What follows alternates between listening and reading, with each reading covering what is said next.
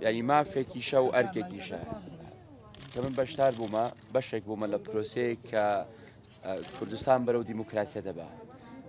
ئەمجار ڕەنگ بێت جیاواز بێ لەبەرەوەی کە خۆم کاندیدم، بەڵام ئەگەر کاندید نەبوومایە هەر دەنگیشمەدا و هەر هەستمە کرد بەشێکم لەو پرۆسەیە، بەشێکم لە دەستنیشانکردنی نوێنەری خەڵک، بۆیە ئەو ڕەبتە دروستە بێ لە بینی هاوڵاتی و نوێنەرەکانیان، ئەو نوێنەرانەیان چ لە پەرلەمانە بن یان چ لە حکوومەتە بن، بۆیە هەڵبژاردنێکی مهمە.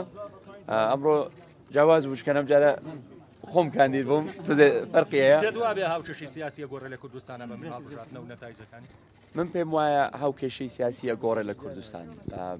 ئەم هەڵبژاردن بێ یان ئەم هەڵبژاردنە نەبێ، پێم وایە ئەو تەجروبەی 10 ساڵی ڕابردوو تەجروبەیەک بووە کە زۆر خەڵکی وشار کردوێتەوە و پێم وایە ئەمڕۆ لە هەموو کەس هەموو ڕۆژە زیاتر میلەتی ئێمە پێویستی بە یەک ڕیزیە، پێویستی بە ئارامیە و هیوادارین بتوانین هەمومان لایەنە سیاسیەکان بە جیاوازیەکانمانەوە بتوانین لە جەوێکی ئارامە بژین، بتوانین لە جەوێکی ئارامە سیاست بکەین، بتوانین لە جەوێکی ئارامە خزمەت بە کۆمەڵانی خەڵکی کوردستان بکەین.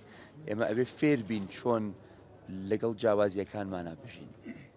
وەکە ئەگەر ناکۆکیەک هەبێ بڵێن ناکۆکیەک لەسەر مەوزوعێکە هەبێ یەکسەر نەتەقێتەوە. طبیعیە حزب بۆ دروست بووەوە تاکو بۆ چوونی جیاواز لە دەور خۆیان کۆ بکاتەوە.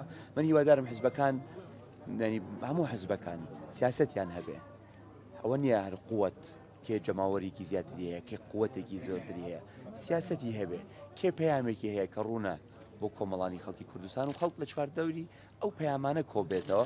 ئەوە خەون و هیوای پەیامم بۆ دەنگدەرانی کوردستان یەکەمەوەیە کە من هیوادارم هەموو دەنگدەران هەموو کەسێک کە مافی دەنگدانی هەبێ بێ بەشدار بێ، بێجگەر لەوەی کە سەر بە کاملایە و چ بۆ چوونێکی هەیە دیسانەوە بەشدار بوو. بەشداریکردن لە پرۆسەی هەڵبژاردن شتێکی گرنگە، بەڵام لە عینی کاتیش هەمووان نەزانین دوێنێ شەو زۆر درەنگ کۆمیسیۆن هەندێ ڕێنمایی نوێی دەرکردن. هیوادارم هەموو هاوڵاتیەک بە وردی ڕەچاوی ئەو ڕێنمایانە بکە کە داوای بەڵگەنامەکان ئەکەن کە چ جنسیە بێ، جنسیە تەسکەرە شتێکیان کردووە بەخوا کەس سەری لێ دەرنایە ئەبێت جنسیە و تەسکەرت هەبێ، یان جواز ئەگەر پاسپۆرتت هەبێ ئاساییە، یان کارتی نیشتیمانیت هەبێ ئاساییە، بەڵام ئەبێ بڵێن جنسیە و تەسکەرت هەبێ، ئەو دووەت ئەبێ پێکەوە هەبێ. بۆیە هیوادارم هەست هەر کەسێک لە ماڵی خۆی بەڕێ نەکەوت بێ وا بکە تاوی بەڵگەنامەکانی خۆی لەگەڵ خۆی بهێنێت تاکو تووشی کێشە و ئەرقەلە نەبێ لە پرۆسەی تەسقیق.